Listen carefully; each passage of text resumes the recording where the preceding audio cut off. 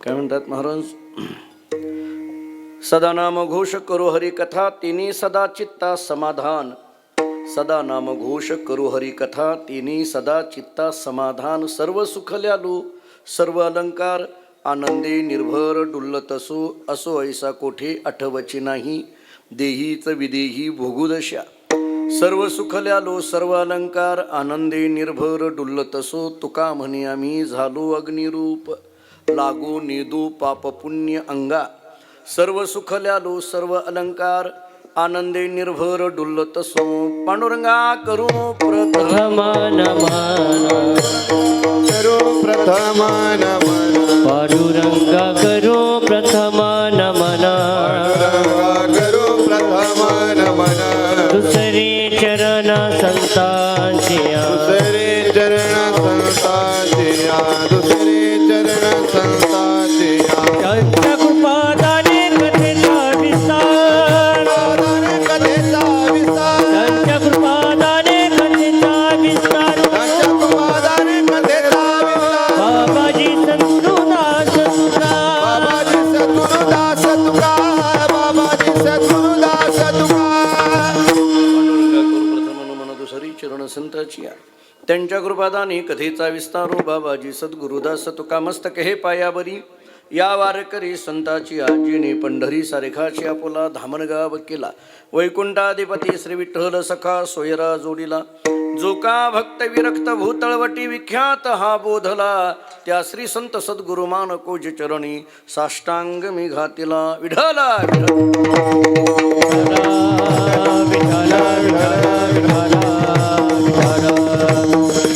सदा नाम घोष करू हरी कथा, तेने सदा चित्ता समाधान.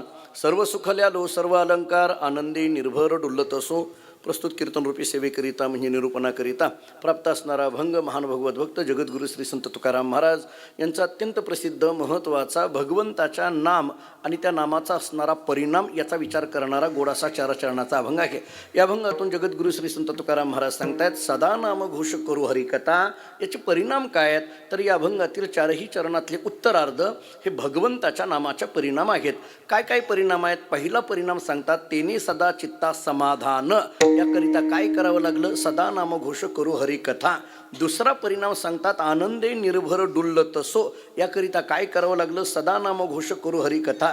तिसरा परिणाम सांगतात देहीच विदेही भोगुदशा. याकरिता काय करावं लागलं? सदा नाम घोष करू हरी कथा.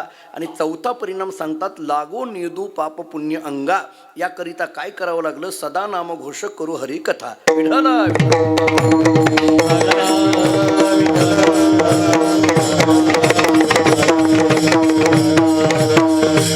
पवित्र भूमी श्री क्षेत्र डोंगरगण या नगरीमध्ये भगवंताच्या कृपेने साधू संतांच्या आशीर्वादाने ज्ञानेश योग आश्रम संस्था या संस्थेच्या वतीने महाशिवरात्रीच्या निमित्ताने परंपरेने चालू असणारा हा उत्सव परमादरणीय श्रद्धेय गुरुवर्य जंगली शास्त्री महाराज यांच्या मार्गदर्शनाने, त्यांच्या नेतृत्वामध्ये, त्यांच्या प्रेरणेने वैकुंठवासी गुरुवर्य पूज्यश्री गुरुवर्य बहुंच्या आशीर्वादाने आणि या संस्थेतील सर्वच आजी माजी विद्यार्थी असतील किंवा या संस्थेवर प्रेम करणारी या परिसरातील संपूर्ण भाविक भक्त असतील तथा ग्रामस्थ मंडळी असतील, या सर्वांच्या सहकार्याने हा उत्सव संपन्न होतोय. माझ्याकडे परमभाग्याने प्राप्त झालेली ही कीर्तनाची सेवा. विठला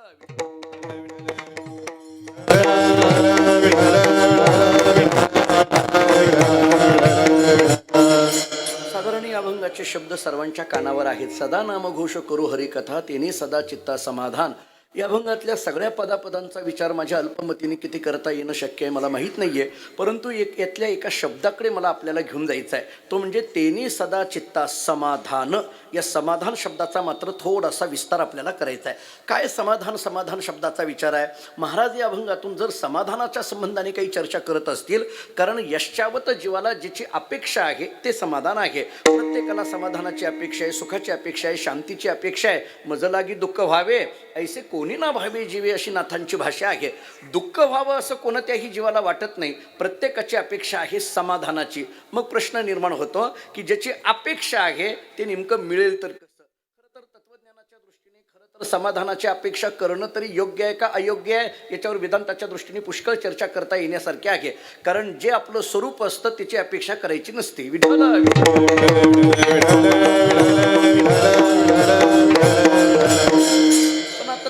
वेदांताच्या दृष्टीने विचार केला तर भ्रम स्वीकारावा लागतो आणि मग अपेक्षेचा जन्म होतो. समाधान हे आपलं स्वरूप आहे. का समाधान हे स्वरूप आहे? कारण आत्मतत्व हे जर आपलं स्वरूप असेल आणि आत्मतत्व म्हणजेच समाधान आहे. मी ज्ञानेश्वरीतली ओवी देऊन पुढे जातो. सगळ्यांच्या पाठातली ऐकण्यातली ओवी आहे. गुरु तेथ ज्ञान, ज्ञानी आत्मदर्शन, दर्शनी समाधान अति जैसे. हे जर ओवी आपल्याला थोडी सोडवायची असेल तर पलीकडून सोडवावी लागेल. समाधान पाहिजे असेल तर काय करा? ज्ञानोबाराय बोलतात आत्मदर्शन.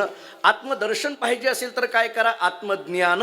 आत्मज्ञान पाहिजे असेल तर काय करा? गुरूंकडे चला. कारण जिथं जिथं गुरु आहे तिथं तिथं ज्ञान आहे. जिथं जिथं ज्ञान आहे तिथं तिथं आत्मदर्शन आहे. आणि जिथं जिथं आत्मदर्शन आहे तिथं तिथंच समाधान आहे. याचा अर्थ आत्मानुभूती म्हणजेच समाधान जर असेल तर समाधानाची अपेक्षा करणं म्हणजे आत्मानुभूतीची अपेक्षा करणं. आणि आत्मा हे जर आपलं स्वरूपच आहे तर स्वरूपाची अपेक्षा करता येईलच कशी?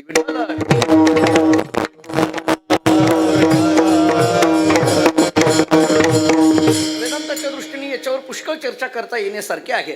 पण लौकिकाच्या दृष्टीने सर्वसाधारण समाजाच्या दृष्टीने जर विचार केला तर प्रत्येकाच्या अंतःकरणामधली समाधान नावाच्या गोष्टीची अपेक्षा याचा मात्र आपल्याला लौकिकाच्या कसोटीवर विचार करावा लागतो. मग आता पुन्हा प्रश्न असा निर्माण होतो, हे समाधान नेमकं मिळेल तरी कुठं?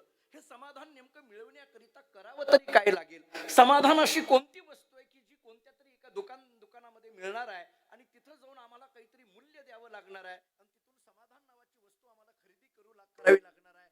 असं कुठंतरी दुकान आहे का की ज्या दुकानामध्ये समाधान आपल्याला विकत मिळतं किंवा त्या समाधानाची काही परिमाणं आम्हाला दिली जातील? 1 किलो, 2 किलो, 4 किलो असं काही आहे का? असं काहीच समाधानाच्या बाबतीत नाही. मग समाधान म्हणजे तरी नेमकं काय? मी एक जाता जाता व्याख्या करून जातो. बारीक आहे का? समाधान हे वस्तूच्या प्राप्तीमध्ये नसतं. समाधान हे वृत्तीच्या स्थिरतेमध्ये असतं. समाधान वस्तूच्या प्राप्तीमध्ये नाहीये.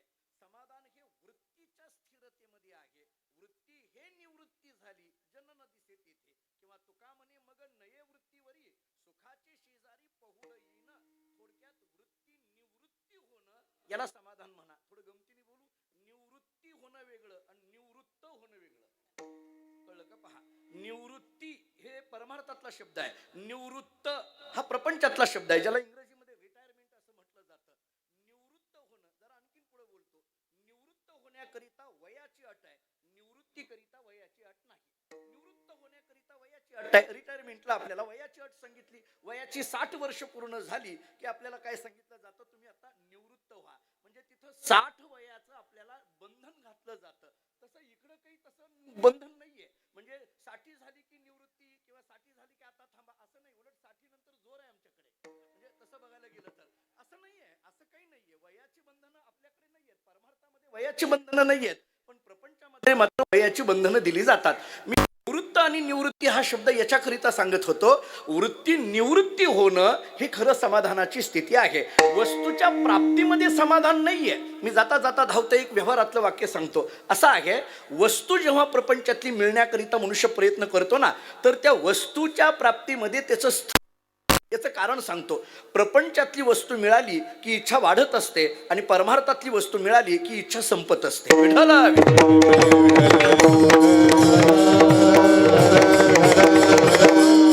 प्रपंचातली वस्तू इच्छा वाढविते. मी ऐकण्यातलं प्रमाण देऊन पुढे जातो. लाभाची असोसे पुढे चाले म्हणा, धनाचा कृपणा लोभ जैसा. तुकोबरांनी दृष्टांताने आम्हाला हे पटवून दिलं ना. लाभाची सोसे पुढे चाले म्हणा याचा अर्थ कोणता तरी लाभ होण्याच्या दृष्टीने मन आमचं सातत्याने धावत असलेलं दिसून येतं. आता हे आहे, आता हे आहे, आता हे आहे, हे मिळेल, ते मिळेल असं करत करत मन पुढं धाव घेत राहत असलेलं आपल्याला दिसून येतं. जुन्या काळातलं एक उदाहरण दिलं जातं. पूर्वीच्या काळामध्ये घोड्यावर बसून प्रवास असायचा. बघा तुम्ही, अगदी अतिशय ज्येष्ठ मंडळी माझ्या समोर आहेत, त्यांना आठवत असेल किंवा त्यांच्या स्मरणात असेल पूर्वी जे आपले घोड्यावर. आता आमच्याकडे आमच्या परंपरेतले जे आजोबा पंजोबा, आमच्याकडे काही कर्नाटकातला शिष्य परिवार आहे आणि मग आम्ही तिथं गेलो की ती लोक सांगतात, महाराज तुमचे आजोबा घोड्यावर आमच्याकडे येत होते, तुमचे पंजोबा घोड्यावर आमच्याकडे येत होते. काही काही ठिकाणी तर ज्या घोड्यावर प्रवास ते करायचे त्या घोड्याच्या समाध्या असलेल्या आम्हाला तिकडे कर्नाटकामध्ये दाखवल्या जातात. याचा अर्थ काय? पूर्वी घोड्यावर बसून प्रवास करायचे. आता थोडं व्यवहाराचं उदाहरण देतो. घोड्यावर बसून जेव्हा प्रवास केला जायचा तेव्हा काही काळानंतर ते घोडं थकायचं, थांबायचं, त्याला भूक लागलेली असायची. मग तो घोड्यावर बसलेला जो मालक आहे की नाही, तो असा विचार करायचा, हा घोडा जर इथं थांबला तर पुढला प्रवास आपला उरकणार नाही ना. मग काय करायचं, एक गवताची पेंडी घ्यायची आणि त्या घोड्याच्या डोक्यावर बांधायची. कशी बांधायची सांगू, ती घोड्याच्या डोळ्याला दिसावी पण तोंडात जाऊ नये.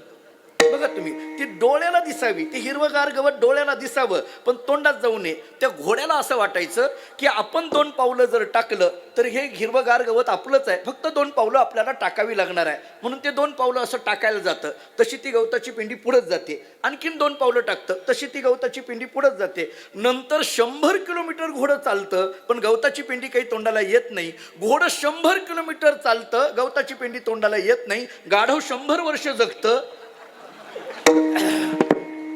मी माझ्याकडे घेतलं याचा अर्थ सगळ्यांच्या दृष्टीने आहे, ते काही मला एकट्याला गाडो म्हणू नका, सगळ्याच्याच दृष्टीने. अहो, तुमचा माझा जन्म जर विचारात गेला तर आपण असं सातत्याने आशेवर जगणारी माणसं आहेत ना. आपला जन्मच असा आशेवर जगण्याच्या दृष्टीने. सर्व सुखाची आशा जन्म गेला, सर्व सुखाची आशा जन्म गेला, सर्व सुखाची आशा जन्म गेला, सर्व सुखाची आशा जन्म गेला. क्षण एक मुक्ती यत्न नाही केला, क्षण एक मुक्ती यत्न नाही केला, क्षण एक मुक्ती यत्न नाही केला, क्षण एक मुक्ती यत्न नाही केला. हिंडता दिशा चिन पावला, हिंडता दिशा चिन पावला, हिंडता दिशा चिन पावला, हिंडता दिशा चिन पावला. माया वेष्टीला जीवा माझा, माया वेष्टीला जीवा माझा, माया वेष्टीला जीवा माझा, माया वेष्टीला जीवा माझा. माझे सहित नेनती कोणी, माझे सहित नेनती कोणी, माझे सहित नेनती कोणी, माझे सहित नेनती कोणी, माझे सहित नेनती कोणी, माझे सहित नेनती कोणी, माझे सहित नेनती कोणी, माझे सहित नेनती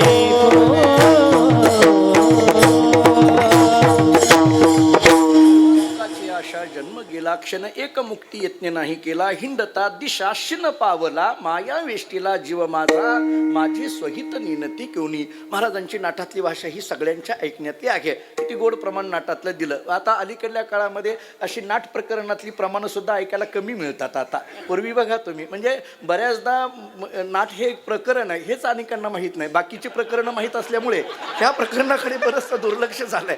नाटाचं प्रकरण, काकड्याचं प्रकरण, वासुदेवाचं प्रकरण हे किती महत्त्वाचे आहेत. मला वाटतं विद्यार्थी किंवा साधक अवस्थेमध्ये ही प्रकरणं पाठ पाहिजे. विठाला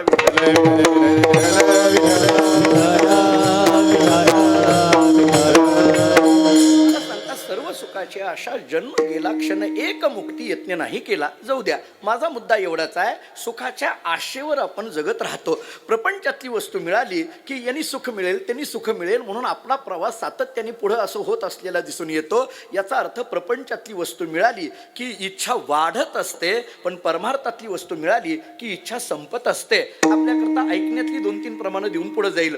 आपल्याकडे देवर्षी नारद मुनींनी भक्तिसूत्रामध्ये दिलेले एक साधं सोपं सगळ्यांच्या ऐकण्यातलं सूत्र आहे. यत प्राप्य न किंचित वांछती न शोचती न रमते न द्वेष्टी न उत्साही भवती. सरळ घेतो. यत प्राप्य न किंचित वांछती. यत या शब्दाचा अर्थ परमात्मा. प्राप्य याचा अर्थ अनुभूती. यत प्राप्य न किंचित वांछती याचा अर्थ कसल्याही पद्धतीची इच्छा शिल्लक राहत नाही. कृतकृत्य झालो आणि इच्छा केली ती पावलो, अशी भाषा आपल्याला तुकोबऱ्यांची दिसून येते ना. याचा अर्थ एकदा परमात्मा अनुभूती झाली की मग कशाही पद्धतीची इच्छा शिल्लक राहत नाही. आता नीट ऐका, इच्छा शिल्लक राहत नाही आणि जिथं निरपेक्षता येते, निरीच्छता येते ना, ती समाधानाची स्थिती आहे. मी एकनाथ महाराजांची भागवतातली एक ओवी देतो म्हणजे कळेल. नाथरायांनी फार गोड चिंतन केलंय. एकनाथ महाराज सांगतात, प्राप्ता प्राप्त लाभावस्था बाधू न शके साधूंच्या चित्ता, चित्त घातले भगवंता या नाव निरपेक्षता. एकनाथ महाराजांनी केलेलं हे भागवतातलं चिंतन फार गोड आहे. संतोनपेक्षा मच्चित्ता प्रशांता समदर्शन निर्ममो निरअहंकार निर्द्वंद्व निष्परिग्रह हा श्रीमद भागवतातला जो श्लोक आहे 11 स्कंदातला, त्या श्लोकावर नाथांनी केलेलं जे भाष्य आहे त्याच्यात पहिलीच ओवी नाथ महाराजांनी अशी दिली, प्राप्ता प्राप्त लाभावस्था बाधू न सके साधूंच्या चित्ता. याचं कारण काय? चित्त घातले भगवंता या नाव निरपेक्षता. या ओवीचा जर सरळ सरळ अर्थ करायचा झाला तर प्राप्त आणि अप्राप्त अशी कोणतीही लाभाची अवस्था ज्यांच्या चित्ताला स्पर्श होत नाही त्यांना साधू म्हटलं जातं. आणि साधूंच्या चित्ताला प्राप्त आणि अप्राप्त अशी लाभाची अवस्था का स्पर्श करत नाही याचं उत्तर नाथ महाराजांनी असं दिलंय, चित्त घातले भगवंता. थोडक्यात ते चित्त चित्त म्हणून राहिलेलं नाहीये. जोपर्यंत चित्त चित्त म्हणून आहे तोपर्यंत प्राप्त आणि अप्राप्तीचा संबंध आहे. प्राप्त आणि अप्राप्ती ही चित्ताच्या ठिकाणी आहे, पण ते चित्त जेव्हा चिदरूप होतं तेव्हा ते प्राप्त काय आणि अप्राप्त काय याचा काही संबंध तिथं राहत नाही. प्राप्त म्हणजे मिळणं आणि अप्राप्त म्हणजे न मिळणं. ऐका, प्राप्त म्हणजे मिळणं आणि अप्राप्त म्हणजे न मिळणं. हे सगळे धर्म कोणाचे आहेत? चित्ताचे आहेत. एखादी वस्तू मिळावी अशी अपेक्षा निर्माण होते ती चित्तामध्ये, किंवा एखादी वस्तू मिळाली नाही याच्याकरता दुःख व्यक्त होतं ते चित्तामध्ये. एखादी वस्तू मिळाली की सुख आहे आणि एखादी वस्तू मिळाली नाही की दुःख आहे. याचा अर्थ हे प्राप्त आणि अप्राप्तीतून ज्याचा जन्म होतोय ते सुख दुःख आहे. म्हणजे सुख दुःखाच्या जन्माला कारण काय आहे? वस्तूची प्राप्ती आणि अप्राप्ती. वस्तू प्राप्त झाली की सुखाचा जन्म आहे आणि वस्तू अप्राप्त म्हटलं की ते दुःखाचा जन्म आहे. महाराज सांगतात, साधूंचं चित्त असं आहे की ते प्राप्त आणि अप्राप्तीच्या पलीकडे पोहोचलं, म्हणजे सुख दुःखाच्या पलीकडे पोहोचलं. मला आपल्याला असं सांगायचं आहे, सुख दुःखाच्या पलीकडे पोहोचलं याचं कारण काय? तर चित्त घातले भगवंता. याचा अर्थ चित्त चिदरूप झालं. चित्त चिदरूप झालं. विठ्ठल विठ्ठल विठ्ठल विठ्ठल विठ्ठल विठ्ठल विठ्ठल विठ्ठल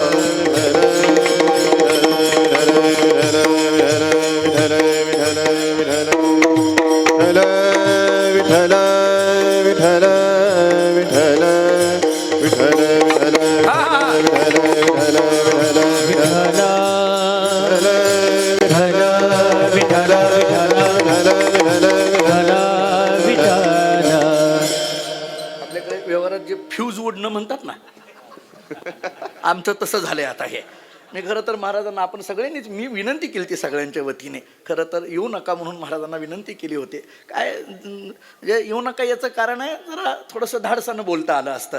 आता थोडीशी भीती नक्कीच वाटते. याचं कारण आहे, महाराज आम्ही ज्यांच्या चरणावर नतमस्तक व्हावं, म्हणजे मी महाराजांची स्तुती करतोय असं नाही. मी अनेक वेळेला जरी माझ्या भेटी कमी होत असल्या, माझं येणं जरी या संस्थेवर कमी असलं, वर्षातून कधीतरी 1-2दा जरी येत असलो, तरी माझ्या अंतःकरणामध्ये जी काही मोजकी श्रद्धेची स्थान आहेत त्याच्यातले एक पाय म्हणजे गुरुवरी जंगली शास्त्री महाराजांचे. कारण आम्ही पाठशाळेमध्ये असताना विद्यार्थी अवस्थेपासून जेव्हा आम्ही, आता दत्तू महाराज इथं आहेत, धनु महाराज आहेत, भाऊ आहेत, यांना सगळ्यांना माहीत आहे. पाठशाळेमध्ये गेल्यानंतर गुरुवरी भाऊंकडे पाठ ऐकत असताना पाठामध्ये शास्त्री महाराजांचं नाव निघालं नाही असा पाठ पूर्ण होत नव्हता. महाराज एकदा तरी भाऊ शास्त्री महाराजांचं नाव घ्यायचं. आणि मग नवीन मी गेल्यानंतर मला फार हे वाटायचं की कधी ते शास्त्री महाराज एकदा बघायला मिळतील. आणि मग ते मी बघितले, ते फार अवघड, मी फार घाबरून गेलो.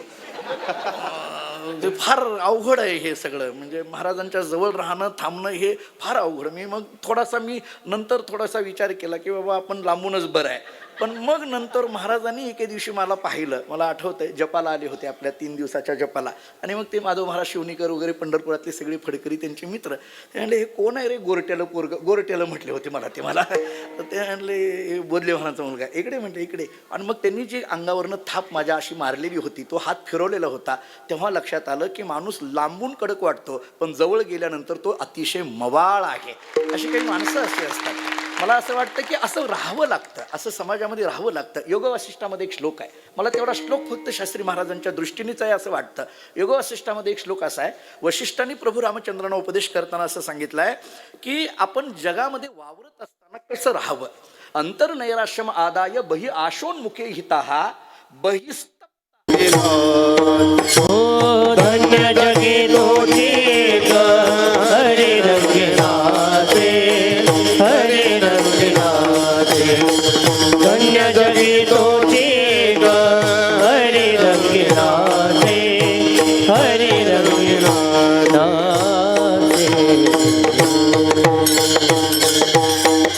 समान सकळ जीवांचा कृपाळ ज्ञानाचा उद्बोध भक्ती प्रेमाचा कल्लोळ अशी स्थिती आहे. धन्य जगी तोची एक हरिरंगी नाचे. ही हरिरंगी नाचे ही स्थिती समाधानाची आहे. पण या समाधानाच्या स्थितीमध्ये जाण्याकरिता सुख दुःख समान सकळ जीवांचा कृपाळ, पण हे होण्याकरिता ज्ञानाचा उद्बोध पाहिजे, त्याच्याशिवाय होत नाही. भक्ती प्रेमाचा कल्लोळ पाहिजे, त्याच्याशिवाय होत नाही. मला आपल्याला बोलायचं आहे, सुख दुःख आल्यानंतर महाराज सांगतात सुख आलं की हुरळून जाऊ नका आणि दुःख आलं की डोक्याला हात लावून बसू नका. असं का? मी आपल्याला एक मानसशास्त्रातून उत्तर देतो. मुळात सुख तरी म्हणायचं कशाला आणि दुःख तरी म्हणायचं कशाला? साधा विचार आहे. सुख तरी म्हणायचं कशाला आणि दुःख तरी म्हणायचं कशाला? मानसशास्त्राने त्याचं उत्तर असं दिलंय, वस्तू वस्तूच असते, ती वस्तू अनुकूल झाली की सुख होत असतं आणि तीच वस्तू प्रतिकूल झाली की दुःख होत असतं. पटतंय का? बघा, वस्तू वस्तूच आहे, ती वस्तू अनुकूल झाली की सुख आहे आणि तीच वस्तू प्रतिकूल झाली की दुःख आहे. मी उदाहरणं कितीतरी आपल्याला या संबंधाने देईल. एकच वस्तू अनुकूल आहे की सुखाची अनुभूती येते आणि तीच वस्तू प्रतिकूल आहे दुःखाची अनुभूती येते. याचा अर्थ ती वस्तू सुख दुःख निर्माण करत नाही, त्या वस्तूबद्दल निर्माण झालेल्या मनातल्या अनुकूल प्रतिकूलतेच्या भावना सुख दुःख निर्माण करतात. याचा अर्थ सुख दुःखाला कारण वस्तू नाही, त्या वस्तूबद्दल असलेली अंतःकरणातली भावना आहे. हे सुख दुःख निर्माण होतं ते इथं आहे. उदाहरण सोपं आहे.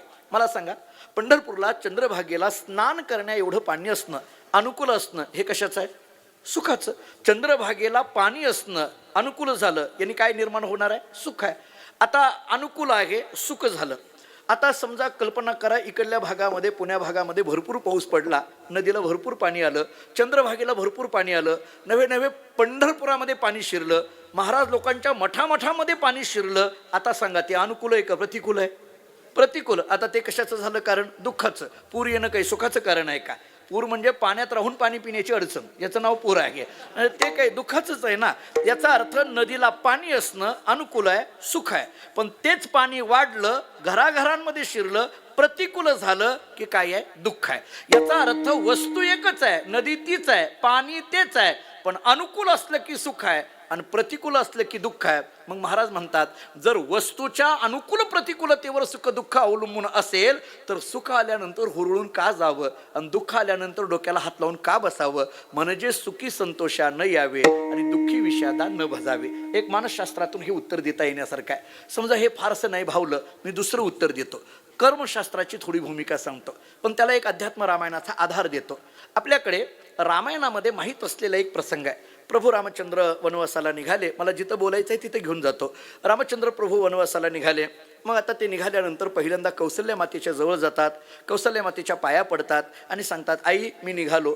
कौसल्याने विचारलं, कुठं निघालास? उद्या राज्याभिषेक आहे आणि आज निघालो असं म्हणतो. उद्या राज्याभिषेक आहे, राज्याभिषेकाची सगळी तयारी केलेली आहे आणि तू निघाला म्हणतोस, असं कसं काय? याचा अर्थ प्रभू रामचंद्र वनवासाला निघालेले आहेत हे कौसल्याला माहीत नाही. नीट ऐका, वनवासाला निघालेले कौसल्याला माहीत नाही. याचं कारण असं आहे, रामचंद्र प्रभूंच्या वनवासाची चर्चा कुठं झाली आहे? कैकेयी आणि राजा दशरथाच्या ठिकाणी. बरोबर आहे? म्हणजे कैकेयीच्या ठिकाणी, कैकेयीच्या महालामध्ये ही चर्चा झालेली आहे. याचा अर्थ कैकेयी जवळचाच महाल आहे, कौसल्याच्या जवळच असणारा कैकेयीचा महाल आहे.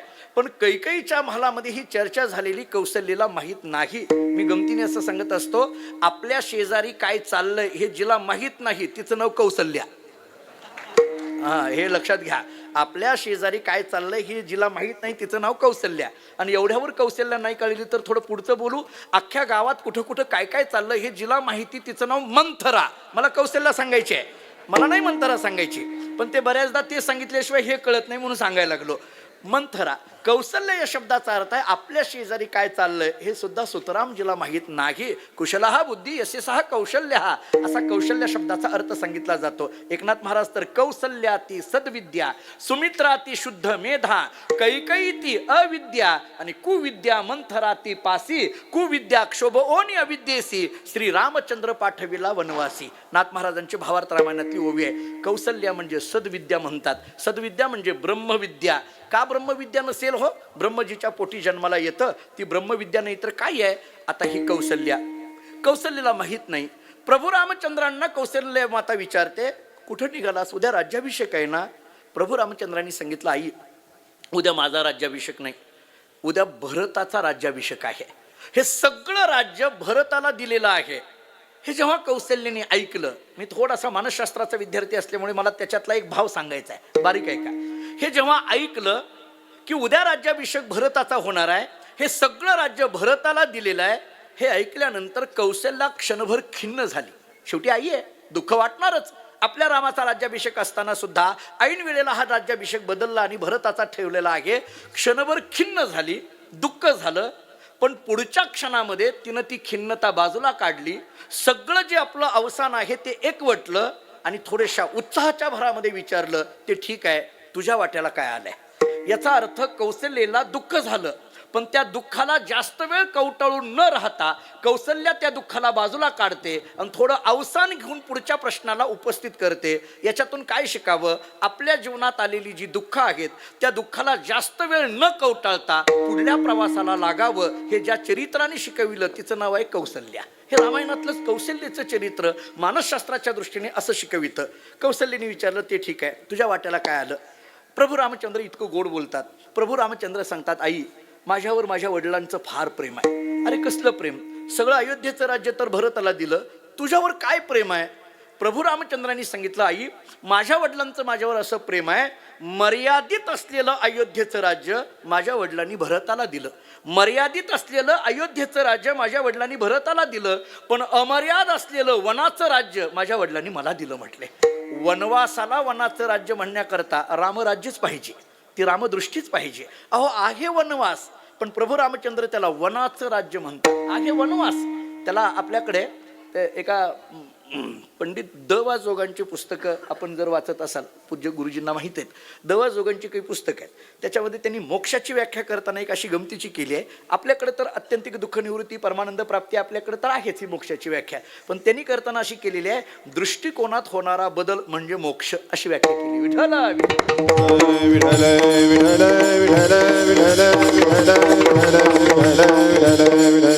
आपल्याकडे त्याला इंग्रजीमध्ये एक शब्द आहे बघा, लोक बोलता बोलता म्हणतात, तू माझ्याकडे कोणत्या अँगलने बघतो सांग, अँगल असा शब्द वापरतात. दृष्टिकोन.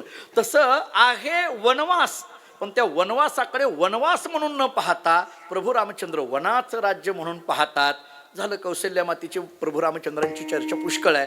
प्रभू रामचंद्र तिथून निघतात आणि मग सीतेकडे जातात आणि सीतेला सांगतात की मी निघालेलो आहे. कुठं? वनवासाला निघालं. मग तुम्ही का मला का सांगायला लागलाय? नाही तुझी परवानगी घ्यायला लागलोय, तुला सांगायला लागलोय, तुझा होकार मिळवण्याकरता इथं आलेलो आहे. सीतामाईंनी प्रभू रामचंद्रांकडे पाहिलं आणि प्रभू रामचंद्रांना सांगितलं, प्रभू बहुतेक तुमचा वेदांताचा अभ्यास कमी आहे. हे सीतामाईंनी प्रभू रामचंद्रांना म्हटलं. आणि जरा पुढे बोलू, सीतामाईंनीच हे बोलावं. हे बोलण्याकरता सीतामाईच पाहिजे. आम्हाला तसं म्हटलं जात नाही, तुमचा वेदांताचा अभ्यास कमी आहे असं म्हटलं जात नाही. आम्हाला काय म्हणतात माहिती आहे का? तुम्हाला काय डोक्याचा भाग आहे का? आणि हे असलं ऐकून आम्ही डोक्याचा फेटा घेऊन घरातून बाहेर पडतो आणि मग लोक आम्हाला वेदांताचारी म्हणतात. किती अवघड आहे हे सगळं. ते बायको म्हणते तुम्हाला काय डोक्याचा भाग आहे का, आणि लोक आमच्या पुढे लिहितात हे वेदांती आहेत म्हणून सांगतात. किती विचित्रपणा आहे सगळा हे, म्हणजे गंमत आहे. पण सीतामाईंनी मात्र प्रभू रामचंद्रांना विचारलं, बहुतेक तुम्हाला वेदांताचा अभ्यास कमी आहे. प्रभू रामचंद्रांनी विचारलं का? ते म्हटले, अहो तुम्ही मला विचारता, परवानगी घेता, पण परवानगी करता किती लागतात? तर प्रभू रामचंद्रांनी सांगितलं, दोघं. मग सीतामाईंनी विचारलं, इथं दोघं कोण आहेत? प्रभू रामचंद्रांनी सांगितलं, एक तू आणि दुसरी मी.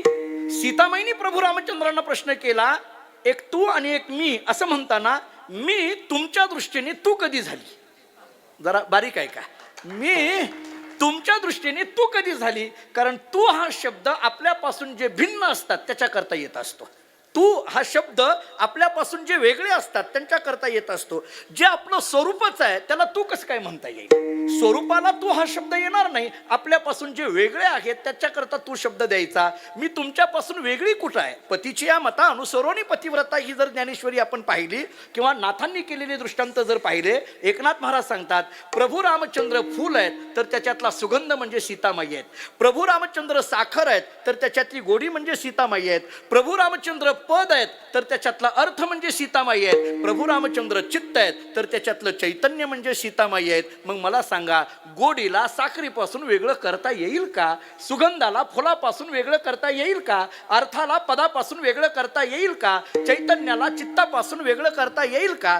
जर ते वेगळं करताच येत नसेल तर हे वेगळं म्हणता कसं काय येईल? एकनाथ महाराजांनी रुक्मिणी स्वयंवर नावाच्या ग्रंथात एक ओवी दिली आहे, फार गोड आहे. मला फक्त हे लागू पडती म्हणून तेवढं देतो. जरी अवांतर म्हणजे अवांतर नाहीये, अलीकडल्या काळात कीर्तनात जितकं अवांतर चालतं तितकं नाहीये. हे मग तर तिथल्या तिथं ओवी देतो. मी ओवीच देणार आहे. मी काय कुठली कविता बिविता तसलं म्हणणार नाही, ओवीच देणार आहे. रुक्मिणी स्वयंवरातली ओवी अशी आहे, ओवी फार गोड आहे. दृष्टांत 2 दिलेत त्याच्यामध्ये. कनका सवे जैसी कांती की सूर्या सवे जैशी दीप्ती तैशी श्रीकृष्ण शक्ती रुक्मिणी अवतरली वैधर्व दिशी, अशी ओवी आहे. या ओवीतले 2 दृष्टांत मला सांगायचे आहेत. कनका सवे जैसी कांती, कनक या शब्दाचा अर्थ सोनं आणि कांती या शब्दाचा अर्थ चकाकीपणा, झळाळीपणा जे असेल ते. जिथं जिथं सोनं आहे तिथं तिथं त्याचा चकाकीपणा आहे. जिथं जिथं सूर्य आहे तिथं तिथं दीप्ती म्हणजे त्याचा प्रकाश आहे. तसं जिथं जिथं परमात्मा आहे तिथं तिथं त्याची शक्ती आहे. म्हणजे जिथं कृष्ण तिथं रुक्मिणी आणि जिथं राम तिथं सीता. त्यामुळे मीही तुमच्याबरोबर येणार आहे. झालं, प्रभू रामचंद्र निघाले, सीतामाई निघाल्या.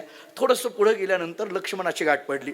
मग आता ते लक्ष्मणाला सांगितलं की मी निघालो. त्याला काहीच माहीत नाही. म्हणले कसं काय? मग ते सगळं सांगितलं. ते काही वर मागितले, अमुक तमुक सगळं सांगितलं.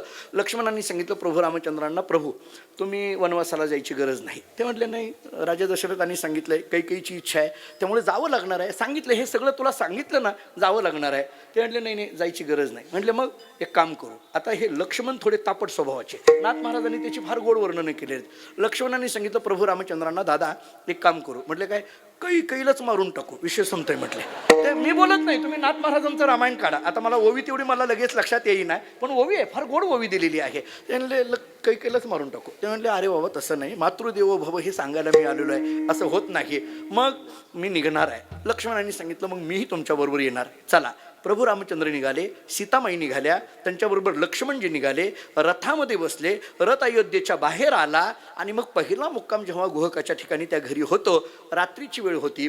पाचोळ्याची शय्या तयार केली, त्याच्यावर रामसीतेला झोपण्याकरिता जागा त्या गुहकाने तयार करून दिली. लक्ष्मण रात्रभर जागा आहे आणि तो गुहक लक्ष्मणाच्या पायाजवळ बसलेला आहे. आत्ता मला जे सांगायचं आहे ते नीट ऐका. माझा मुद्दा चाललाय सुखदुःखाचा, हे लक्षात घ्या. माझा मुद्दा तो चाललेला आहे. मी जरी काय आहे, मी नेहमी सांगत असतो, वक्ता किती जरी बोलायला लागला तरी श्रोत्यांनी मुद्दा सोडायचा नाही. लक्षात घ्या. थोडं वेगळ्या भाषेत सांगू का? आमचा कासरा किती का लांब जाईना, तुम्ही खोटा सोडायचा नाही. आमचा कासरा आता आम्हाला फिरावं लागतं, एकदा रामायणात, एकदा महाभारतात, एकदा ज्ञानेश्वरी, एकदा गाथ्यात. तरी माझी महाराष्ट्रातल्या कीर्तनकारांना विनंती आहे, तुम्ही कीर्तनात कुठेही फिरा पण जय विठ्ठलच्या आज जागेवर येत चला. बरेच कीर्तनकार वडून आणावे लागतात. हो, गुरुवारी भाऊ सांगायचे, भाऊ असं म्हणायचे, आता यांना माहिती आहे, भाऊ असं म्हणायचे, काही कीर्तनकार अभंगाला दुखवितच नाहीत म्हणायचे. अभंगाला काही नाही, काही दुखवायचंच नाही. ते घेतलंय ना, झालं, आता चाल झाली ना, झालं. मग यांचं काय चाललं ती त्यांनाच माहीत असतं. ते मला कधी म्हणजे मला जर विचाराल तर मला असं दिसून येतं, म्हणजे तसा मी फार आपल्यापेक्षा सगळ्यापेक्षा अल्पज्ञ आहे, पण काही कीर्तनकार अभ्यास नसल्यामुळे अभंगावर बोलतच नाहीत. आणि काही कीर्तनकार अभ्यास फार आहे पण ते इतकं बोलतात की हे याच अभंगातलं आहे का नाही याच्यावर शंका येते. फार गमत आहे. हे इतका पसारा मांडतात ना, ते कुठं जातात, कुठं आलेत की काय आलेत की आपल्याला कळतच नाही. हे याच्यावरच बोलतात. हां, तिथं बरं वाटतंय, पण अभंगात काय होतं कोणास ठाऊक. पण अभंग घेऊन त्या अभंगावर अगदी मुद्देसूद जी कीर्तन आहेत त्याच्यातलं एक कीर्तन म्हणजे शास्त्री महाराजांचं. आम्ही जे ऐकत आलो, आज आम्ही ज्यांना फॉलो करत आलो किंवा आम्ही ज्यांचं ऐकून बोलायला लागलो, आम्ही ज्यांचे ग्रंथ वाचून कीर्तनाच्या मालिका वाचून आम्ही बोलायला लागलो, अगदी मुद्देसूद. म्हणजे मी खरं तर शास्त्री महाराजांच्या कीर्तनाची स्तुती करणं हे माझ्या वयाच्या दृष्टीने आणि अनुभवाच्या दृष्टीने फार कमी आहे. मी बोलू शकत नाही खरं तर, मी त्यांचा विद्यार्थी आहे. पण आम्ही ज्यांना बघत आलो आम्ही सगळेच विद्यार्थी, कारण इतकं सुटसुटीत महाराज, अजिबात इकडं तिकडं, म्हणजे इतक्या दोरीमध्ये असतं ते, इकडं तिकडे ते जात नाही. कुणी त्याच्यात आणायला लागलं तर ते सहन होत नाही. म्हणजे मध्ये जरी कोणी चुकीचं प्रमाण दिलं की हां तिथं काही भीडभाड नाही, त्यांना मध्ये चुकीची प्रमाणं चालणार नाही. आम्हाला जरी एखाद्याने प्रमाण दिलं, अरे वा वा वा, आम्ही आपलं गोड बोलून निघून जातो. मी अजिबात तसं, आम्हाला मी मगाशीच चर्चा झाली त्यांची माझी. म्हटलं तुमच्या इतका कडकपणा आम्हाला येणं शक्य नाही, कारण आम्हाला बायको लेकरं सगळं आहे. हे परत माफी मागून बोलतो त्यांना, विठाला.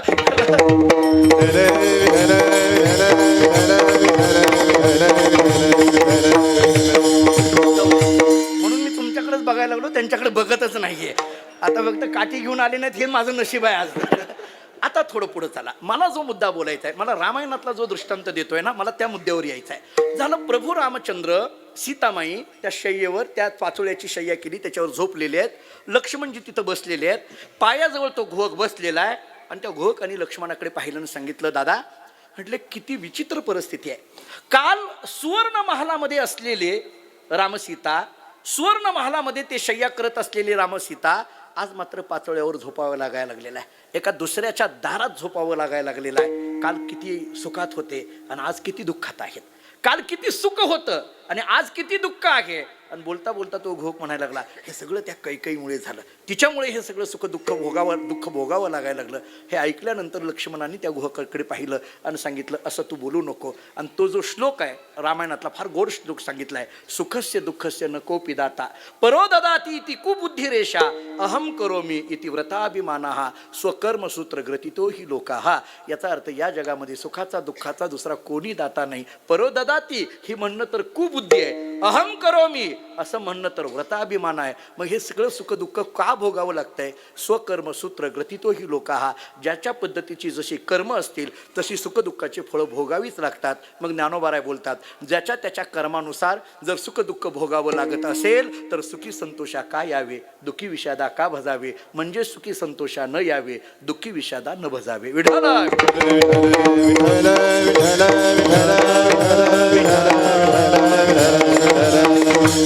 आपला विषय काय चाललाय? दोन पद्धतीने मी बोलत होतो. सुख आलं हुरळून जाऊ नका, दुःख आलं डोक्याला हात लावून बसू नका. या स्थितीमध्ये येणं ही समाधानाची स्थिती आहे. का? याचं पहिलं कारण मानसशास्त्राच्या दृष्टीने दिलं, याचं दुसरं कारण कर्मशास्त्राच्या दृष्टीने दिलं. आणखीन एक कारण देतो अध्यात्मशास्त्राच्या दृष्टीने, आणखीन एक छोटा बारकावा याच्यातला मांडलेला आहे. सुख आलं तर हुरळून जाऊ नका आणि दुःख आलं तर डोक्याला हात लावून बसू नका. याचं आणखीन एक बारीक कारण असं दिलेलं आहे, मुळात सुख म्हणजे आणि दुःख म्हणजे याची कारण परंपरा सांगताना असं सांगितलंय, सुख म्हणजे आपण केलेली जी कर्म आहेत त्याच्यातलं जे सत्कर्म आहे त्याचं फळ म्हणजे सुख आहे. सुख या शब्दाचा अर्थ काय? आपल्या जीवनात घडलेलं जे सत्कर्म, त्या सत्कर्माचं फळ म्हणजे सुख आहे.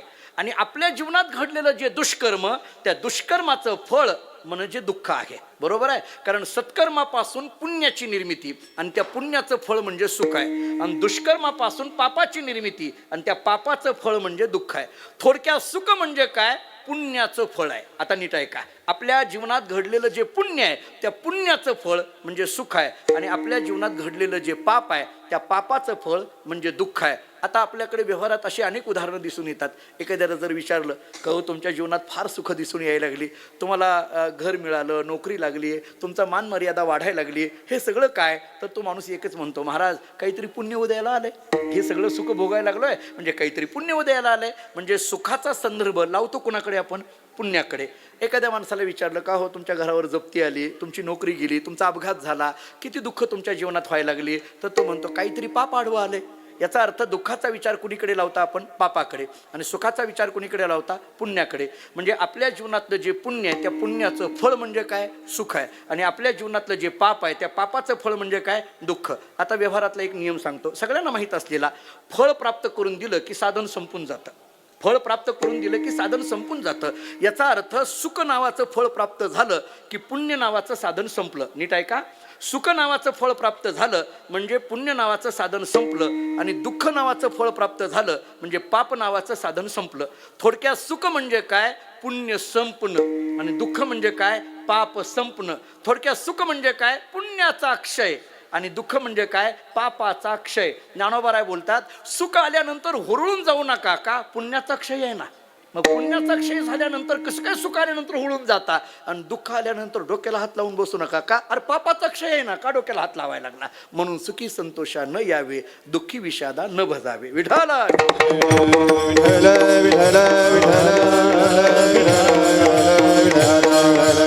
महाराज सांगतात, आणि अशा सुख दुःखाच्या पलीकडे पोहोचणं ही स्थितप्रज्ञाची स्थिती आहे. आपल्याकडे जी वर्णनं दुसऱ्या अध्यायामध्ये केलेली आहेत, प्रजहती यदा कामान सर्वान पार्थ मनोगतान आत्मनैव आत्मना तुष्ट स्थितप्रज्ञस्तदोच्यते, याच्यावर केलेली भाष्य, आणि त्या दृष्टीने जर बघितलं तर ही एक समाधान अशा स्थितीची अवस्था आहे. आणि मग या समाधान स्थितीमध्ये पोहोचण्याकरिता म्हणजे सुखदुःखाच्या पलीकडे पोहोचणं, थोडक्यात द्वंद्वाच्या पलीकडे पोहोचणं, ही समाधानाची स्थिती आहे. जगद्गुरु संत तुकाराम महाराज अशा समाधान स्थितीमध्ये आहेत.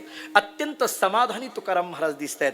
मी युक्तिवाद कधी कधी असा करत असतो, तुकाराम महाराजांना पाहिलं की पाहणाऱ्याला समाधान वाटायचं, मग तुकाराम महाराज किती समाधानात असतील विचार करा.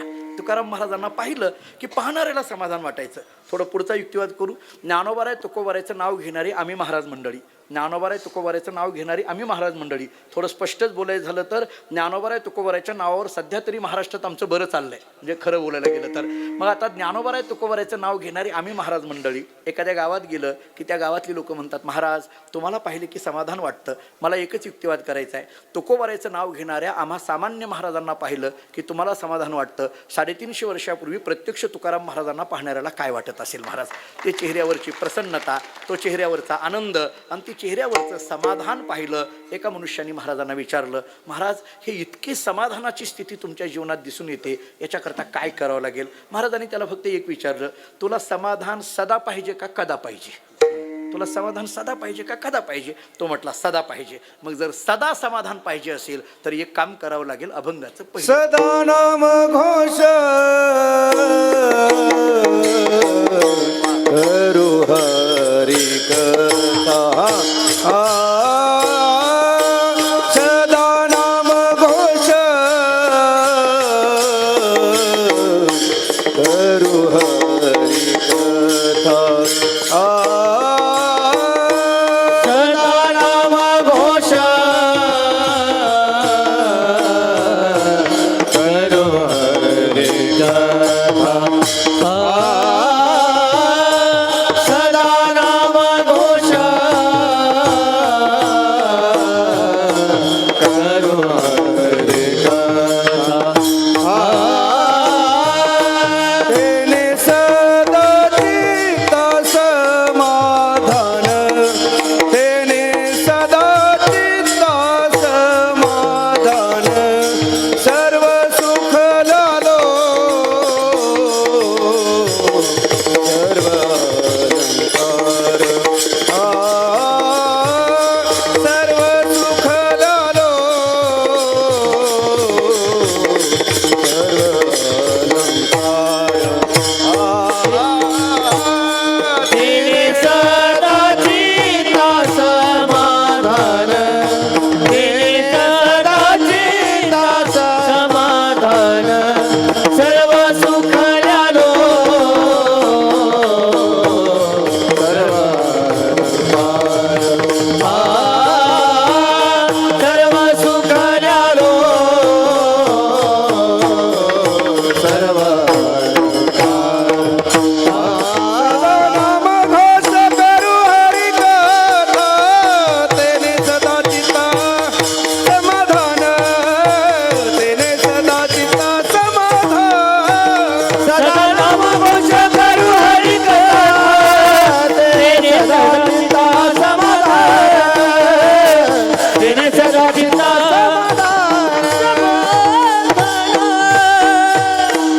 सदा नाम घोष करू हरिकथा, तेने सदा चित्ता समाधान. महाराज सांगतात, तेने सदा चित्ता समाधान, याकरिता काय करावं लागेल? काय करतो आहोत? सदा नाम घोष करू हरिकथा. अभंगाच्या पहिल्या चरणातल्या पूर्वार्धामध्ये एक सदा आहे, आणि अभंगाच्या पहिल्या चरणातल्या उत्तरार्धामध्ये एक सदा आहे. सदा नाम घोष, सदा समाधान. सदा नाम, सदा समाधान. थोडं पुढं बोलू, कदा कदा नाम, कदा कदा समाधान.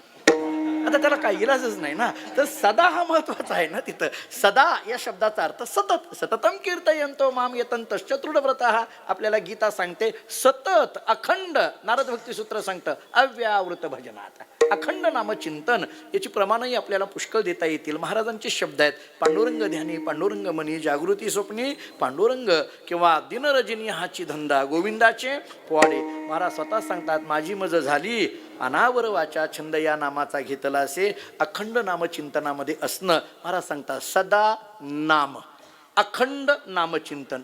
मला तरी एक मनामध्ये छोटासा प्रश्न उपस्थित होऊन पुढे जातो. महाराज सांगतात समाधान पाहिजे असेल ना तर त्याच्याकरता सदा नाम पाहिजे.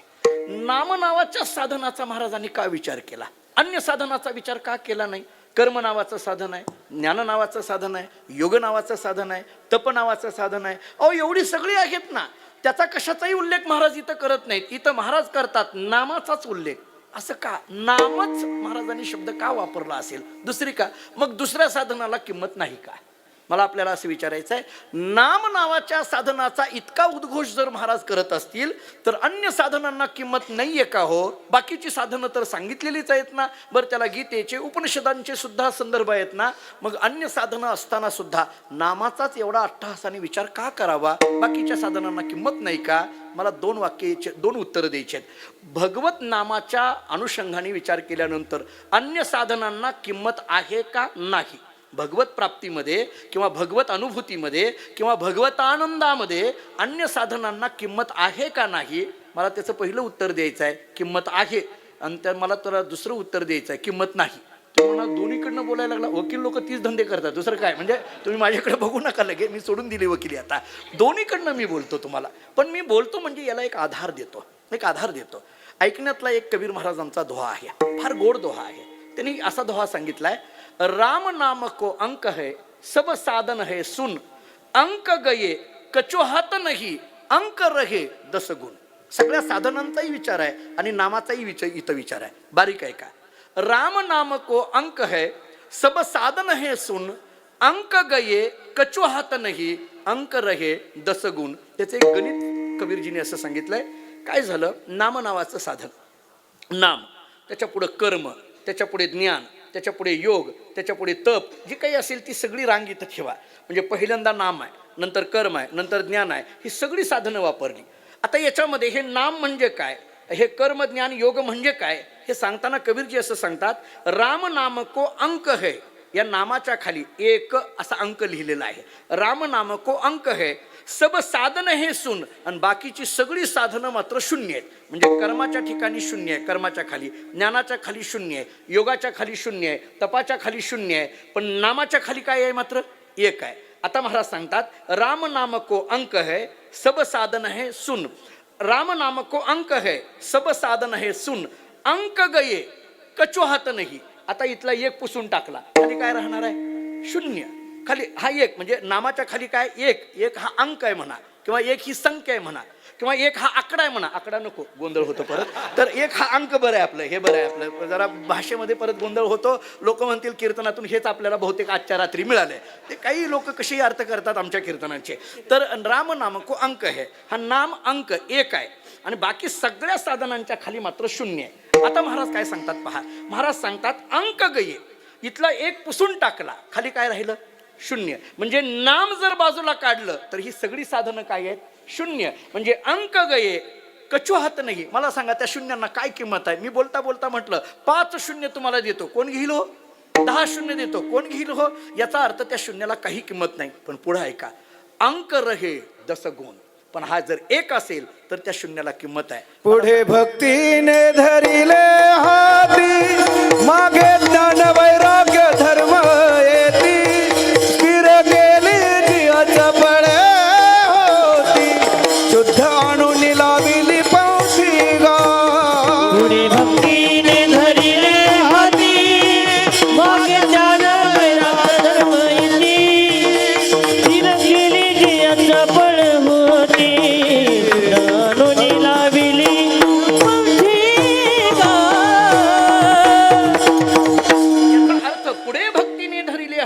नाम ही भक्ती आहे, मागे ज्ञान वैराग्य धर्म येते. याचा अर्थ या भक्तीला महत्व आहे, या नामाला महत्व आहे. नाम असेल नाम नसेल तर सगळं शून्य, आणि नाम असेल तर त्याला किंमत आहे. महाराज सांगतात अंक रहे दस गुण, एक असेल तर त्या शून्याला किंमत आहे. मी साधा प्रश्न विचारतो, एकावर 1 शून्य दिला किती किंमत झाली? 10. एकावर 2 शून्य दिली किती झाली? एकावर 3 शून्य दिले किती झाले? एकावर 4 शून्य दिले किती झाले? बस झालं. नाही भाऊ, आमच्या मर्यादा तेवढ्याच आहेत म्हणून म्हटलं बस झालं. याच्या पुढे कोण आम्हाला देतही नाही, लोक म्हणतात त्याच्या पुढचे आम्ही नाही, असं लोकांनी ठरवलंय. लोक कधी कधी गमतीनं महाराज काय कीर्तन छान केलं, छान एवढाच शब्द आमच्याला, बाकी आम्हाला काही नाही. म्हणून आम्ही पाठशाळेत असताना म्हणायचो, नाही भाऊ आम्हाला तिथं पाठशाळेमध्ये काय व्हायचं ते कीर्तनाला पाठवायचे. आता फार कीर्तनं पाठशाळेची आमच्या, भरपूर कीर्तनं. आता पूर्वी महाराज करायचे तिथं पाठशाळेमध्ये असताना सगळी कीर्तनं. आता ते सगळी यादी त्यांना माहिती आहे माझ्यापेक्षा अधिक पद्धतीने. मग ते ज्ञानेश्वर मंदिरातलं कीर्तन असेल, ते टेंभुकरांकडलं असेल, शिवणीकरांकडलं असेल, जळगावकरांकडलं, सगळ्याकडली कीर्तनं. मग नंतर महाराजांच्या नंतर आणखीन कोणत्या काळात पुढचे असेल, आमच्या काळात माझ्याकडे होती ती कीर्तनं. ते महाराज जी कीर्तनं करायचे भाऊंची ती माझ्याकडे असायची. पण जिथं जाईल तिथं काही नाही महाराज, फक्त नारळ. आणि परत म्हणायचे वा वा छान छान. मी म्हणायचो भाऊला वावाचं पाकिट आणि छान छानचा नारळ, एवढंच आहे आम्हाला, बाकी काही नाही. कधी अशी गंमत आहे. म्हणजे एकावरच्या ह्या सगळ्या पुढच्या गणिताला कुठे किंमत देत बसतो मी? एकावर 0 असतील तर त्या शून्याला किंमत आहे का? त्या एकाचा आधार पाहिजे. याचा अर्थ या कर्मज्ञान योगाधिकांना सगळ्यांना किंमत येईल, पण कधी? नामाचा आधार असेल तर. नाम नसेल तर यांना काही किंमत नाही, आणि नाम असेल तर यांना सगळ्यांना किंमत आहे. महाराज सांगतात सदा नाम विठ्ठल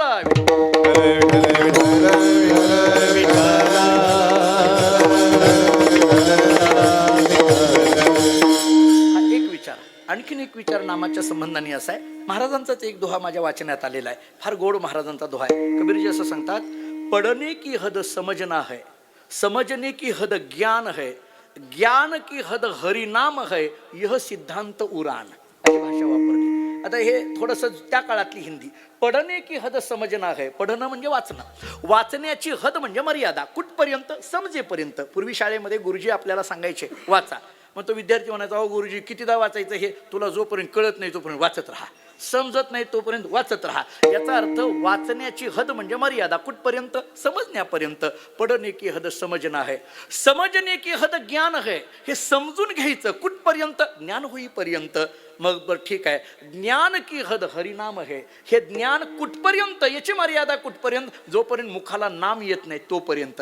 आणि एकदा नाम आलं यह सिद्धांत उरान, याच्या पुढे काही नाही. याचा अर्थ नाम हे इतकं महत्वाचं असल्यामुळे महाराज सांगतात सदा नाम. आता या नामाच्या संबंधाने बोलताना आणखीन एक विचार आपल्याकडे असा सांगितलाय, सदा नाम म्हणायचं आणि सदा समाधान म्हणायचं, याचा नेमकं काय संबंध असेल? नाम आणि समाधान ह्याचं काय? नामाने समाधान कसं? याच्यात काही प्रक्रियेने काही सिद्ध करता येईल का? मी थोडासा विचार केला तेवढा सांगतो. मुळात नाम हा शब्द तयार कसा होतो, किंवा नाम या शब्दाचे विग्रहाने अर्थ काय होतात? न अधिक आम बरोबर नाम.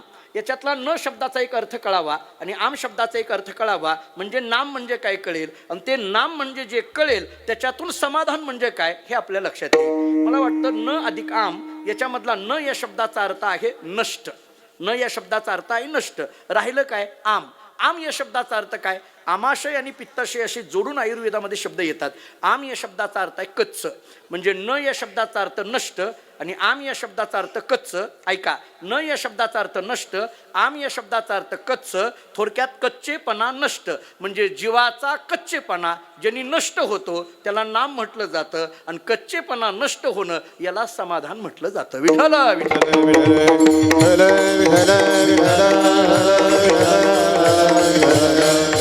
अर्थ असा, कारण जीवाचा कच्चेपणा म्हणजे अज्ञान. जेव्हा आता ते नामदेवरांची कथा सगळ्याला माहीत आहे, गोरोबा काका नामदेव आहे, ती सगळी मुक्ताबाईची कथा सगळ्याला माहीत आहे, मी वेगळं सांगत बसत नाही. म्हणजे याचा अर्थ जीवाचा कच्चेपणा म्हणजे अज्ञान नष्ट करणारे हे नाम आहे, आणि अज्ञान नष्ट झालं की जी स्थिती येते ती समाधानाची आहे. या दृष्टीने सदा नाम सदा समाधान. आणखीन एक अर्थ केलाय न अधिक आम, याच्यामधला न म्हणजे नष्ट, आणि आम शब्दाचा आणखीन एक अर्थ केलाय गती, असा एक अर्थ केलाय. आता गती नष्ट करणं, कारण संसार हा गतिमान आहे, बरोबर आहे? संसार हा गतिमान आहे, तो स्थिर नाहीये, अस्थिर आहे. स्थिर एकच आहे, तुझं विना काही. स्थिर राही ऐसे नाही, कळो आले बहुता रीती. संसार हा गतिमान आहे, आणि मग संसाराची गती ज्यांनी नष्ट होते ते नाम आहे, आणि एकदा संसाराची गती नष्ट होणं हेच खरं समाधान आहे. म्हणून सदा नाम सदा समाधान. आणखीन एक अर्थ केलाय न अधिक आम. याच्यातला आम शब्दाचा एक अर्थ झाला कच्च, आम शब्दाचा दुसरा अर्थ झाला गती. आणखीन एक अर्थ असा केलाय आम शब्दाचा अर्थ करताना केलाय रोग, म्हणजे न या शब्दाचा अर्थ नष्ट आणि आम म्हणजे रोग. थोडक्यात रोग नष्ट करणं. पण कोणता रोग? भवरोगा ऐसेच आहे अनेक काय शिल्लक आहे. मग भवरोग नष्ट होतो आणि भवरोग नष्ट होणं याला समाधान म्हटलं जातं. सदा नाम सदा समाधान. आणखीन एक अर्थ केलं. एवढंच आहे, जास्त फार नाही आहे. तुम्हाला वाटेल किती आहे आणखीन आहे, पण सगळं सांगायचं नसतं आहे म्हणून एवढं आणखीन एक 11 गीताप्रेसच्या एका अंकामध्ये भगवन नाम नावाचा जो अंक आहे ना त्याच्यात हे सगळे अर्थ केलेले आहेत. त्याच्यात आणखीन एक अर्थ असा केलेला आहे न अधिक आम म्हणण्यामध्ये. आम या शब्दाचा अर्थ सांगितला आहे अहंकार आणि न म्हणजे नष्ट. थोडक्यात अहंकार नष्ट करणारं नाम आहे आणि अहंकार नष्ट होणं याला समाधान म्हणा. विठ्ठला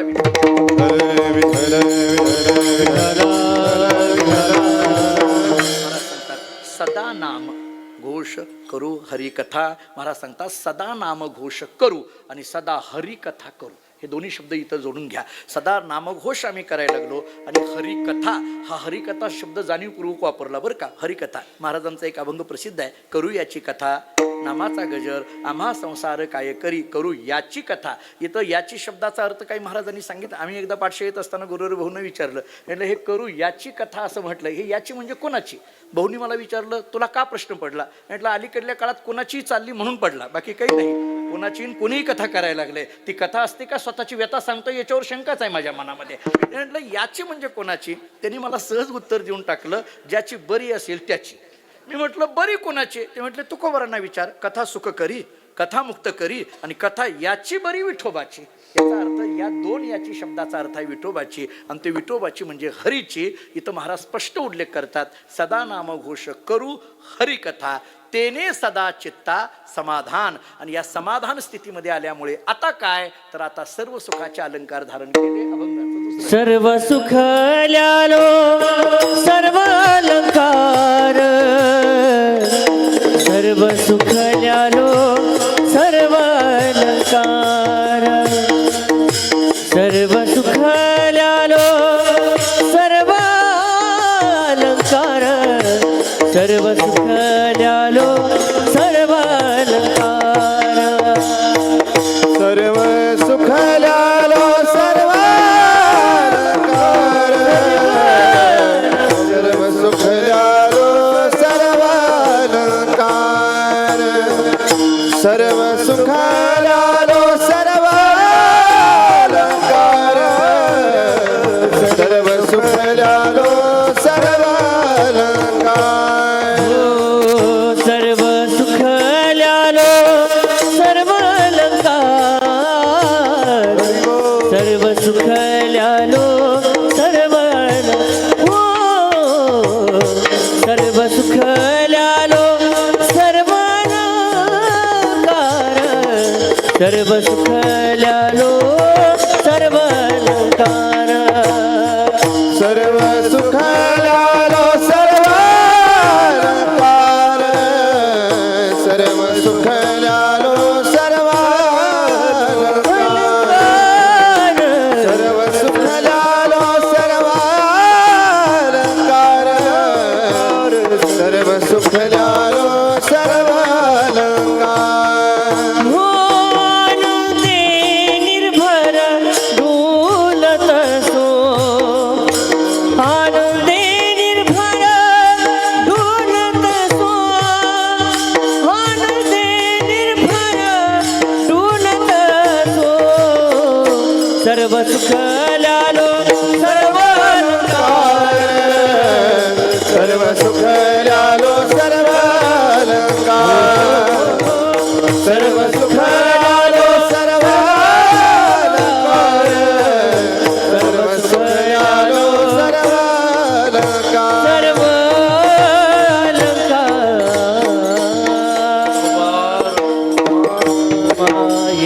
मुबारक माये. मुबारक माये. मुबारक माये. मुबारक माये.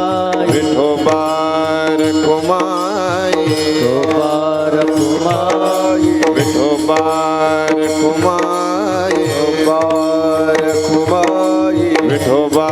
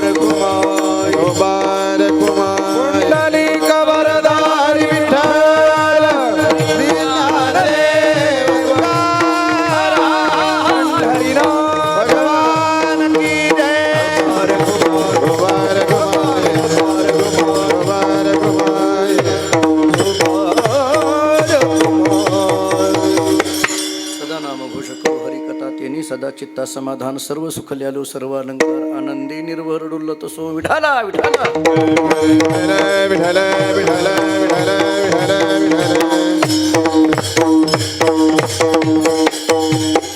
या भंगाचा विचार करताना पहिल्या चरणाचा विचार आपण थोडासा विस्ताराने करून आलो. महाराज सांगतात सदा नाम घोष करू हरिकथा तेने सदा चित्ता समाधान. आता यापुढे सर्व सुख ल्यालो सर्व अलंकार आनंदी निर्भर डुल्लत असो. हे सर्व सुख ल्यालो सर्व अलंकार, हे सुखाचे अलंकार कोणते आहे? मला वाटतं की आपण 16वा अध्याय काढावा आणि दैवी संपत्तीच्या 26 गुणांचा विचार करावा. ते सगळे जे 26 गुण आहेत मला वाटतं सर्व सुख ल्यालो सर्व अलंकार असं म्हणा, किंवा कर्माचे ज्ञानाचे वैराग्याचे भक्तीचे अलंकार धारण केलं यालाही सर्व सुख ल्यालो सर्व अलंकार म्हणा.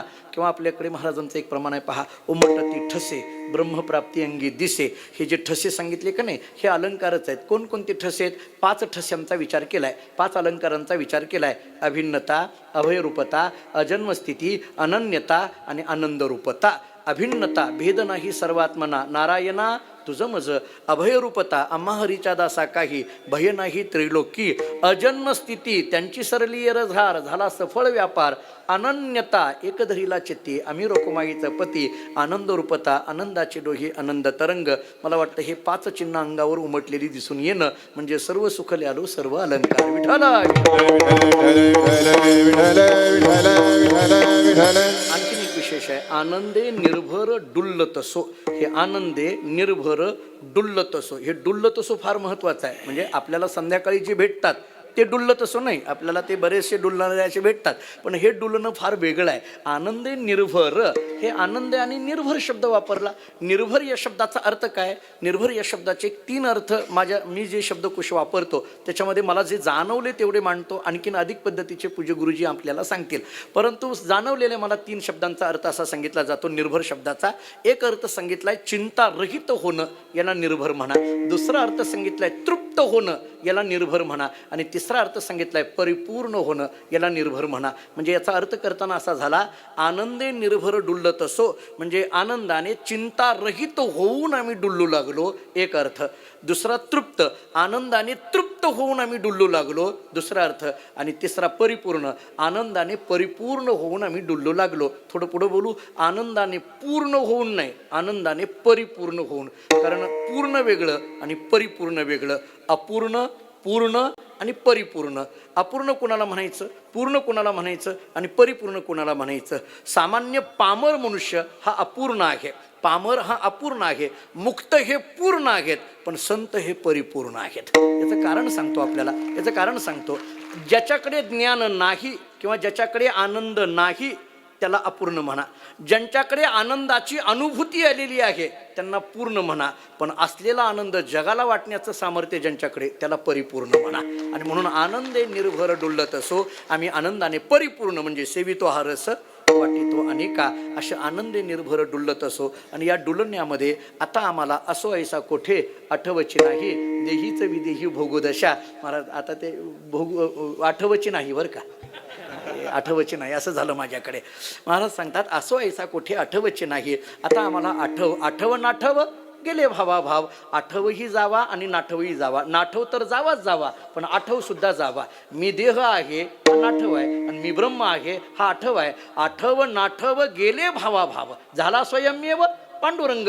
म्हणजे आपल्याकडे मी देह आहे हे तर जावंच जावं, पण मी ब्रह्म आहे हेही निघून जावं. मग जी स्थिती येते ना ती शुद्ध ब्राह्मी स्थिती सांगितली जाते. महाराज सांगतात असो ऐसा कोठे आठवची नाही, देहीच विदेही भोगुदशा. आणि या विदेही स्थितीमध्ये असल्यामुळे आता या ध्येयाकडून कोणतंही कर्म घडलं तरी या कर्मापासून निर्माण होणारं जे पापपुण्य आहे ते पापपुण्य आम्हाला लागत नाही, कारण आम्ही अग्निरूप झालोय. अभंगाचं शेवटचं चरण सांगतात. तुका म्हणे आम्ही झालो अग्निरूप, तुका म्हणे आम्ही झालो अग्निरूप, तुका म्हणे आम्ही झालो अग्निरूप, तुका म्हणे आम्ही झालो अग्निरूप, तुका म्हणे आम्ही झालो अग्निरूप, तुका म्हणे आम्ही झालो अग्निरूप, तुका म्हणे आम्ही झालो अग्निरूप, तुका म्हणे आम्ही झालो अग्निरूप.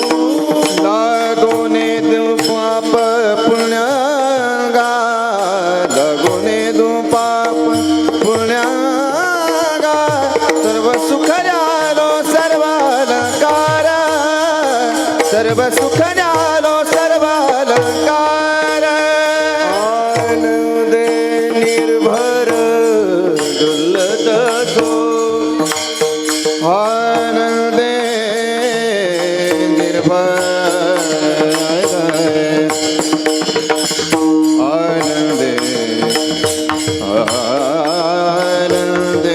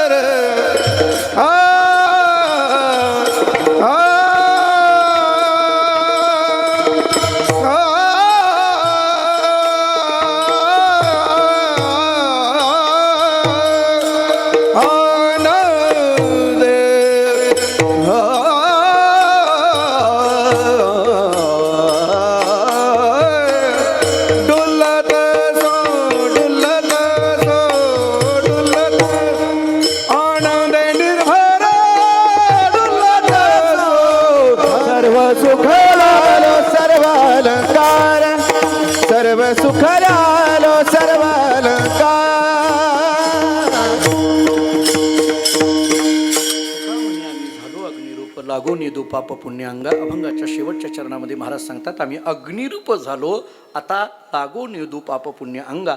आपण आम्हाला पाप पुण्य लागत नाहीत. माझ्या मनामध्ये एक छोटासा प्रश्न येतो, तेवढाच बोलतो, त्याचं एक उत्तर छोटंसं देतो आणि सेवा संपवतो. गुरुरी भाऊंनी पाठशाळेमध्ये असताना पाठामध्ये हे एक चिंतन सांगितलेलं मला आठवतं आहे, तेवढं फक्त सांगतो. लागून येदू पाप पुण्य अंगा, महात्म्याच्या शरीराकडून घडलेल्या कर्मापासून निर्माण झालेलं पाप अथवा पुण्य त्या महात्म्याला लागत नाही, कारण आम्ही झालो अग्निरूप. महात्मा म्हणतोय आम्ही झालो अग्निरूप. मग माझा प्रश्न एवढाच आहे, महात्म्याच्या शरीरापासून निर्माण झालेलं पाप अथवा पुण्य, सत्कर्म किंवा दुष्कर्म, त्याच्यापासून निर्माण झालेलं पाप अथवा पुण्य ते महात्म्याला लागत नाही, कारण तो अग्निरूप झालाय. मग निर्माण झालेलं पाप अथवा पुण्य जातं कुठं? त्याला कुठंतरी पाठवावं लागेल ना. लागो नेदू म्हणजे इकडं स्पर्श होत नाही, अस्पर्शाधिकरणत्वम असं सांगितलं होतं. इकडं स्पर्श होत नाही, मग ते कुठंतरी पाठवावं लागेल ना. त्याला अधांतरी कसं ठेवता येईल? गुरुरी भाऊंनी सांगितलेलं मला एक आठवत आहे. त्यांनी सांगितलं महात्म्याच्या शरीरापासून घडलेल्या सत्कर्म अथवा दुष्कर्मापासून निर्माण झालेलं पुण्य अथवा पाप त्या महात्म्याला लागत नाही. मग ते पुण्य अथवा पाप जातं कुठं? ते पुण्य कुठं जातं? त्या महात्म्याचं जे नामस्मरण करतात तिकडं जातं. पुण्यवंत व्हावे घेता सज्जनांची नावे. आणि पाप कुठं जातं? त्या महात्म्याला जी नावं ठेवतात त्यांच्याकडे जातं, बाकी काही नाही. मग महात्म्य आपल्याला जर पुण्य प्राप्त करायचं असेल तर आपल्याला नामस्मरण करावं लागेल, आणि जर आपल्याकडे पाप यायचं असेल तर त्याला नावं ठेवावी लागतील. मग आपल्याला जर पुण्य पाहिजे असेल तर महात्म्याचं नामस्मरण करा. कोणतं? ज्ञानेश्वर माऊली तुकाराम, ज्ञानेश्वर माऊली ज्ञानेश्वर माऊली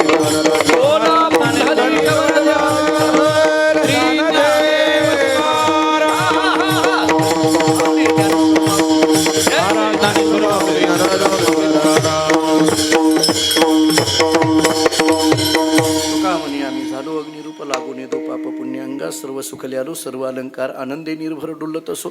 या भंगाचा माझ्या अल्पमतीने जेवढा विचार करता येणं शक्य आहे तेवढा करण्याचा प्रयत्न केला. झालेली सेवा पांडुरंगाच्या चरणी ज्ञानोबाराय तुकोबाराय गुरुरे भाऊंच्या आणि शास्त्री महाराजांच्या चरणी ही सेवा समर्पित करतो. खरं तर या आपल्या डोंगरगण म्हणजे ज्ञानेश योग आश्रम संस्था या संस्थेच्या वतीने आपला जो महाशिवरात्रीचा उत्सव अत्यंत भव्यतेने आणि दिव्यतेने या ठिकाणी संपन्न होतो आहे. आपण मागच्या वेळेला अमृत महोत्सव पूज्यश्री महाराजांचा साजरा केला. मला आपल्याला आणखीन सांगायचं आहे की अमृत महोत्सव कसा साजरा व्हावा याचं एक फार मोठं मूर्तिमंत उदाहरण म्हणजे गेल्या वर्षीचा आपला सप्ताह आहे. कारण त्या सप्ताहाची आणखीनही उंची अजिबात कमी झालेली नाही. त्या सप्ताहाची आणखीनही चर्चा थोडा माफी मागून एक शब्द बोलू, त्या सप्तेची नशा आणखीन गेली नाही माझी तरी. म्हणून माफी मागून शब्द वापरतो, कारण ते डोळ्यासमोर आजही भरून दिसत आहेत. तो उत्सव आजही तिथं असणारी बैठक व्यवस्था, तिथं असणारी सगळीच पूजनीय महाराज मंडळी, टाळकरी मंडळी, शिस्तबद्ध काय असतं, वेळेचं बंधन काय असतं, अन्नदान कसं करावं लागतं आणि आलेल्या लोकांची सुद्धा शिस्त कशी असावी लागते. थोडं पुढं बोलू, लोकांनी कीर्तन कसं ऐकावं लागतं ते सुद्धा शिकवलं त्या काळात. कसं ऐकावं लागेल कीर्तन, इतकं शिस्तबद्ध कार्यक्रम. अगदी महाराजांचा तो अमृत महोत्सव थोडं पुढं बोलतो, महाराजांच्या वैभवाला शोभेल अशा पद्धतीचा तो संपन्न झाला.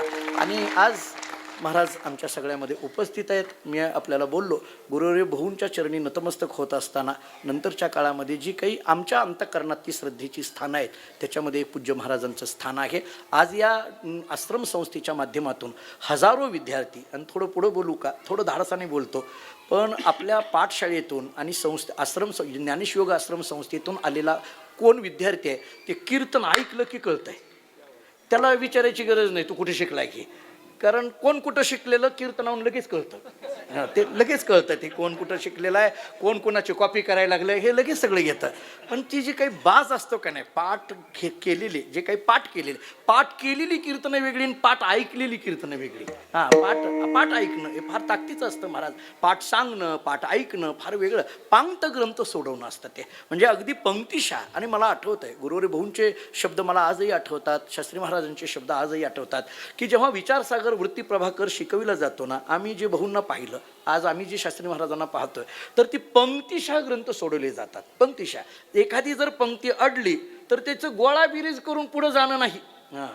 त्याच्यात तसंच असतं, असं नाही ते का असतं या सगळ्याची चर्चा आहे. म्हणजे विचारसागर ग्रंथ संपला असं नाही, तो ग्रंथ किती कळाला. मी थोडंसं जाहीर बोलेल की मुमुक्षु पाठशाळा असेल किंवा ज्ञानेशयोग आश्रम संस्था असेल, या संस्थेतल्या विद्यार्थ्याला ज्याचा विचारसागर झालेला आहे, अर्ध्या रात्री त्याला पंक्ती विचारा, त्याला सांगताच आली पाहिजे. त्याला सांगताच आली पाहिजे. बरं तो टूर्स अँड ट्रॅव्हल्स का करेना, पण सांगताच आली पाहिजे. त्याला ती सांगता येणार. म्हणजे हे मी सांगतो हे सांगता येणार. त्यांनी कोणता व्यवसाय करतो हे महत्त्वाचं नाही, पण त्याला विचारसागर मात्र सांगता येतोय. मला वाटतं हे आमचं महत्त्वाचं आहे. मी सहज बोललो बरं काय, म्हणजे हे कौतुक आहे महाराज. आम्ही त्यांना पाहिलंय, अनेकांना आम्ही पाहतो. आत्ता सध्या आम्ही कोणत्या व्यवसायात आहेत याच्यापेक्षा ते जे शिकवलं ना, कारण गुरुजींनी शिकवतानाच इतकं भक्कम शिकवलंय की त्या विद्यार्थ्यांनी जरी ठरवलं हे मला विसरायचं तरी विसरू शकत नाही, ते विसरू शकत नाही.